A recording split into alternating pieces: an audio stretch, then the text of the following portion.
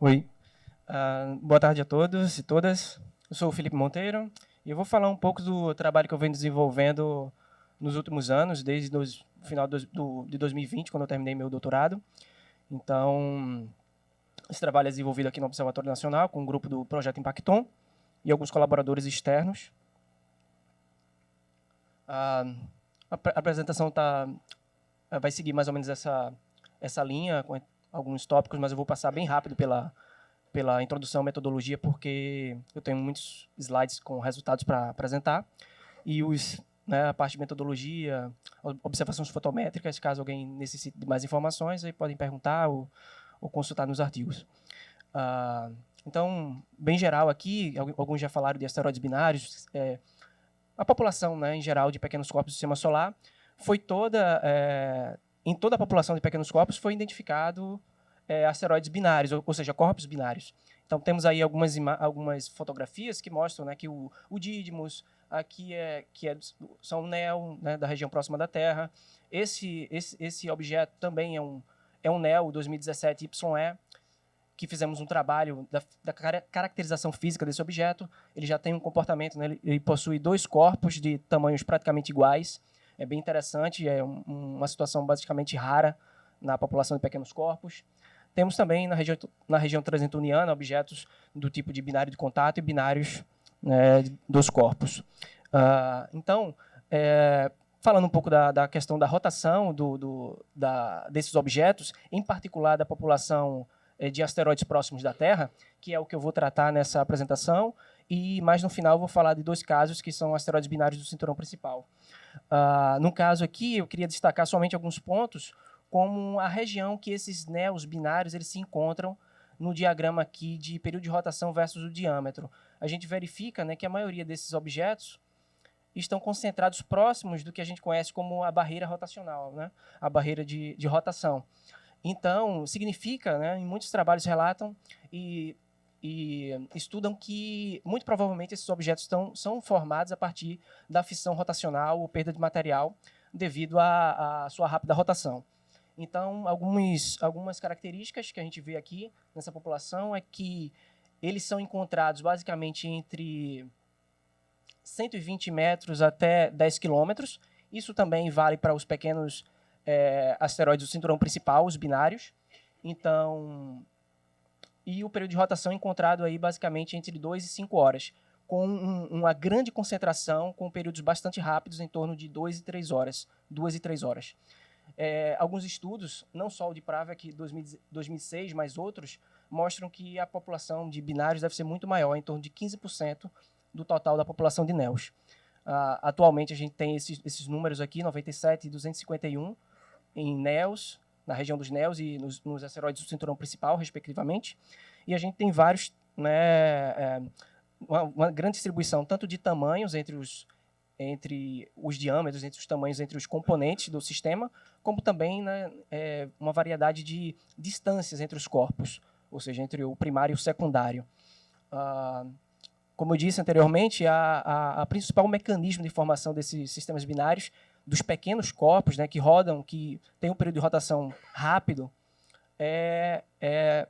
primeiramente influenciado pelo efeito Yorp, como vou mostrar aqui no próximo slide, em que esse efeito da radiação solar que aquece o asteroide e essa reemissão térmica faz com que o asteroide tenha pequenos impulsos, um pequeno torque que pode tanto acelerar como desacelerar o asteroide.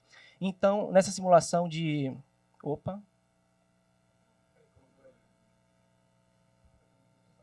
Então, nessa simulação de Walsh, aqui é verificado um asteroide do tipo Hubble Pi, uma pilha de escombros, em que ele é submetido a uma aceleração, ele vai sendo acelerado até atingir vai atingir a sua rotação crítica, certo?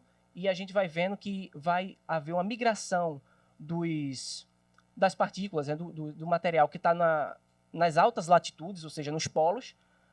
Vai haver uma migração desse material dos polos para a região central, para o equador do objeto, e, consequentemente, vai haver a perda de material e a formação de um satélite. Então, é basicamente isso que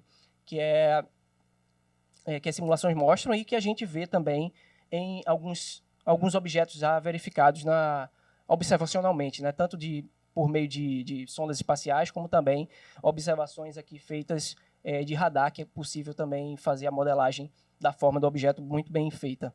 Então, a gente vê, né, uma borda equatorial bastante saliente, de onde provavelmente é perdido material para a formação binária. Então, partindo um pouco para a parte metodológica mesmo, a gente mexe com as curvas de luz desses objetos.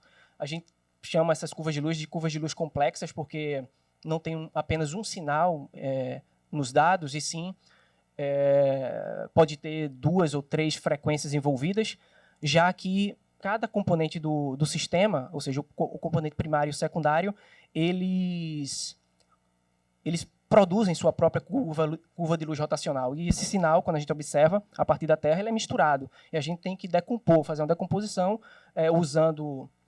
podendo fazer uma análise de 2 séries de Fourier, da soma de 2 séries de Fourier, para separar o sinal do primário e do secundário, né? E fazendo isso, a gente tem basicamente...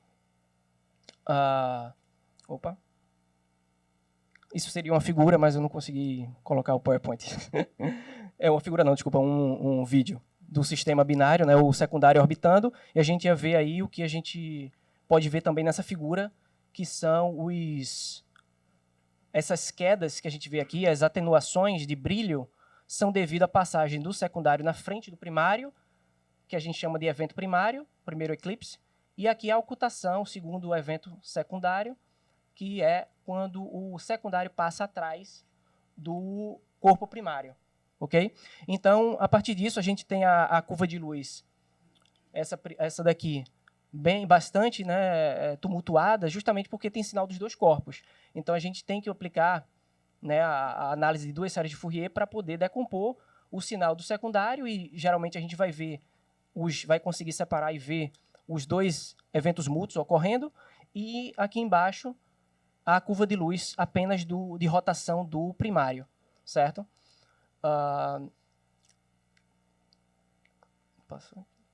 Ok, e a partir das características dessa curva de luz secundária, a curva de luz orbital, que a partir dela, né, a partir da repetição desses eventos mútuos, a gente consegue calcular o período orbital do satélite em torno do primário, ou o período orbital do sistema mútuo.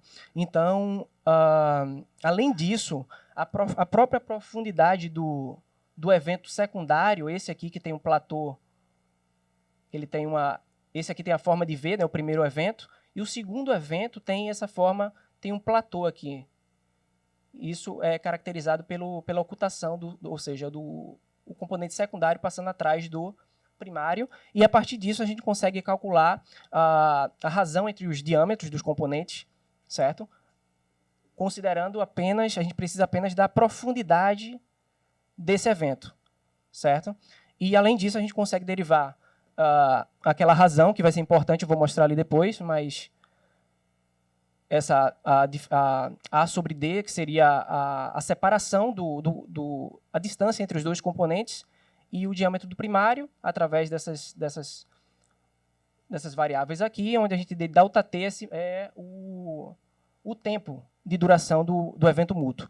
E, com isso, com essas informações, a gente consegue obter o mais importante de todos aqui, que é a densidade do sistema, densidade média, né, dos 2 componentes. A gente também tem feito a modelagem da forma 3D através do método de inversão de curva de luz, né? Vou passar rápido aqui. As observações fotométricas tinham ocorrido principalmente feitas, né, no Observatório Astronômico do Sertão de Itaparica, do projeto Impacton, certo? Mantido aqui pelo Observatório Nacional, onde a gente tem disponível um telescópio com 1 metro de diâmetro, né, o espelho principal. Tem aí, não vou entrar em muitos detalhes, um trabalho de Rondon e colaboradores. Nosso trabalho aqui do grupo tem todos os detalhes do OASI, né, do telescópio, das câmeras utilizadas, mas, para resumir, a gente usa basicamente, principalmente, né, os filtros Johnson e os filtros do sistema Sloan também. Também tenho feito algumas colaborações. Desde 2008, a gente tem observado quase que todos os meses do Blue Mountain Observatory, na Austrália. Tem 2 telescópios de pequeno porte, mas estão sendo bastante úteis. E também do Observatório Astronômico de São Pedro Marte, onde a gente tem já conseguiu aprovar 2 propostas no telescópio de 84 metros, ou 84 centímetros, desculpa, e algumas observações foram realizadas no telescópio de 2.2. Um trabalho prévio, esse trabalho eu coloquei aqui, que foi do Talher 2022, foi o primeiro trabalho que a gente publicou tratando de asteroides binários, foi a caracterização física desse asteroide binário, como eu mostrei no início, é um binário com 2 corpos de massas de tamanhos iguais, e com toda a caracterização física que a gente fez dele, a gente indica que ele é um possível asteroide, cometa da família de Júpiter. Um binário, né? Ok, mas entrando no trabalho que eu quero apresentar para vocês, é o trabalho mais recente publicado, e entre os resultados, eu vou passar rápido aqui, porque a parte binária é a segunda parte do trabalho, onde primeiro a gente mostra as curvas de luz determinadas para 46 NEOs, onde eles estão aqui, os pontinhos, né, em cores para cada subgrupo da população de NEOs, e 15 deles são PHAs, e 18 NEOs têm rotações entre 2 e 3 horas. O que a gente fez foi pegar o trabalho anterior, esse Monteiro e Colaboradores 2018, que tínhamos 10 NEOs com rotações entre 2 e 3 horas, totalizando aí 28 candidatos a sistemas binários, ou seja, candidatos porque a gente vai, nas análises, procurar se há indícios de binaridade nessas curvas de luz desses objetos. E o que a gente encontra por exemplo, para esse objeto, a primeira é a curva de luz rotacional do sistema, que já era conhecida por nós, mas aí, como esse trabalho visa procurar por binaridade, o que a gente faz é aplicar analisar a curva de luz, tratando ela como complexa, ou seja, obtendo a curva de luz primária, que seria a curva de luz rotacional do primário, e removendo essa curva de luz, ou melhor, a curva de Fourier, a curva ajustada aos dados, para procurar por uma nova curva de luz, ou seja, uma curva de luz secundária, que pode ou não mostrar um evento mútuo ou pode mostrar um novo período. Nesse caso, mostrou, a gente encontra essa curva de luz secundária com esse possível evento mútuo, que eu chamo, que é uma indicação ele pode ser tratado como um possível binário por conta dessa detecção. A gente já tem outras curvas de luz desse objeto que a gente tem mais certeza que ele é um binário, mas nesse artigo a gente só apresenta isso. Aqui, a partir da profundidade desse evento, a gente pode calcular a razão entre os diâmetros, seria uma razão mínima aí entre os diâmetros, porque a gente não tem certeza, nem se o evento foi máximo e nem se é realmente um evento. Depois, a gente tem, aí foram detectados 8 possíveis binários nesse trabalho, alguns deles eu mostro aqui, né, com as pequenas quedas, nesse caso, 2 pequenas quedas, que podem ser 2 eventos mútuos, e mais para frente no trabalho, para encerrar, na discussão, a gente faz uma análise da questão da força de coesão que esses objetos podem ter. Por que a gente fez isso? Como se trata de objetos com a rápida rotação, entre 2 e 3 horas, como eu disse, é possível que esses objetos, ou melhor, essa população de objetos com rotação rápida é muito bem-vinda, vamos dizer assim, para analisar a força de coesão, uma vez que esses objetos devem ter força de coesão, mas que dificilmente a gente consegue analisar devido à rotação ser longa e tudo mais, então não há tanta investigação. Mas, nesse caso, a maioria dos objetos estão rodando acima da barreira de rotação para um certo limite. Então, a gente fez uma análise e calculou as forças de coesões necessárias para que o objeto permaneça intacto, sem perder material. Primeira coisa. Mas se ele for um binário e já perdeu material, ele também pode continuar tendo essa força de coesão para permanecer estável, ou seja, não perder mais material. Então, seria uma discussão que a gente faz num artigo que foi bem interessante, e um dos trechos que eu coloco no trabalho é isso aqui. A força de coesão de um objeto reacumulado poderia desempenhar um papel importante na formação de binários, pois pode controlar a rotação e a perda de material. Ou seja, um resumo da história, o ponto mais interessantes desse trabalho é justamente essa questão de colocar, né, em evidência a questão da força de coesão, que ela desempenha um papel importante na formação de binários. Estou chegando no final já, Ricardo.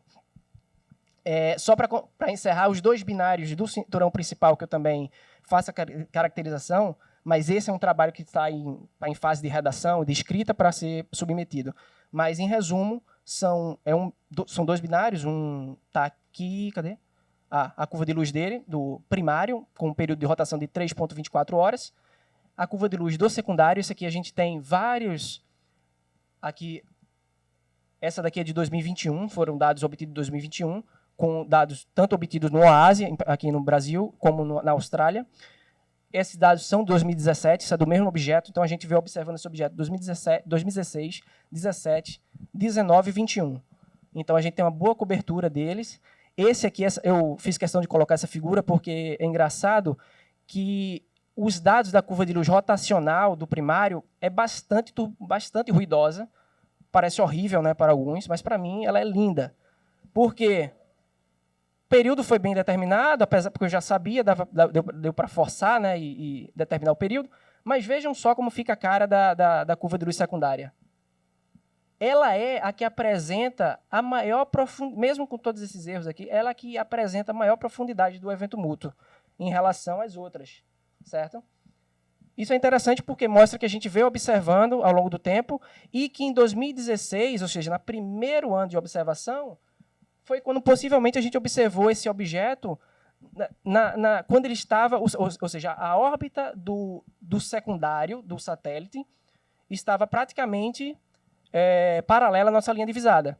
Ou seja, quando o evento, os eclipses e ocultações são máximos, né? E o que dá para a gente calcular mais perfeitamente não tão perfeitamente, porque tem muito ruído aqui, mas dá para calcular bem aqui a questão da razão entre os tamanhos.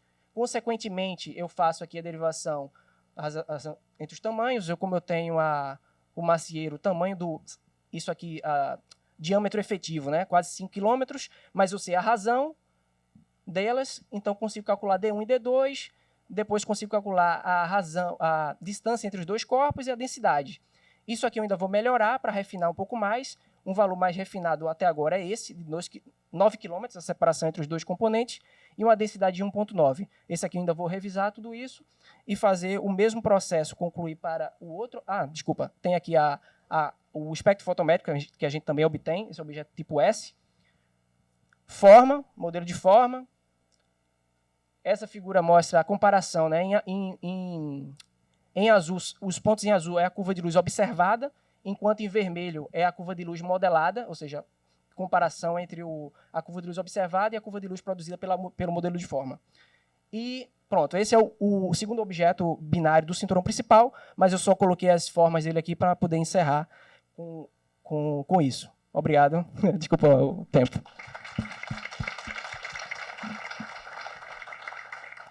Tenemos tiempo para alguna pregunta breve.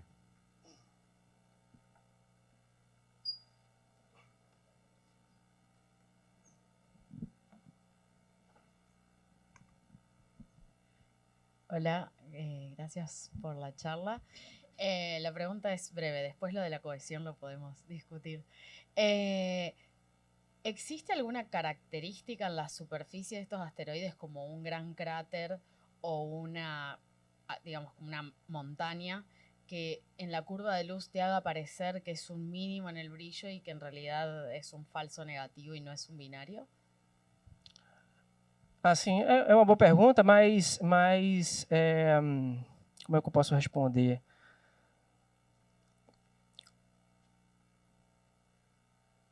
Não, primeiro que os eventos mútuos, por exemplo, nesse segundo caso que eu mostrei, deixa eu voltar aqui. Aqui a gente consegue ver que esses eventos acontecem em todos esses anos, 2016, 2017, 2019 e 2021.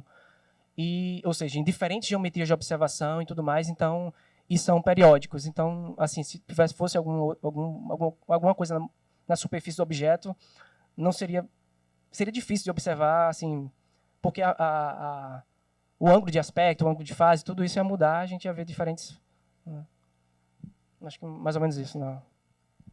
¿Alguna otra pregunta? ¿No? Agradecemos una vez más. Obrigado.